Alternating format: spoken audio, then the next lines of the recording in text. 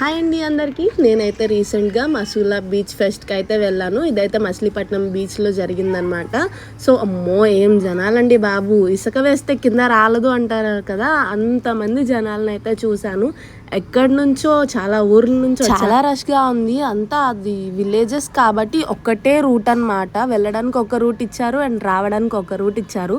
మీరే చూడండి ఎంతమంది జనాలు ఉన్నారో. అస్సలు చాలా కల్చరల్ యాక్టివిటీస్ అనేవి జరిగినాయి. ఉదయ్ భాను గారు యాంకరింగ్ చేశారు.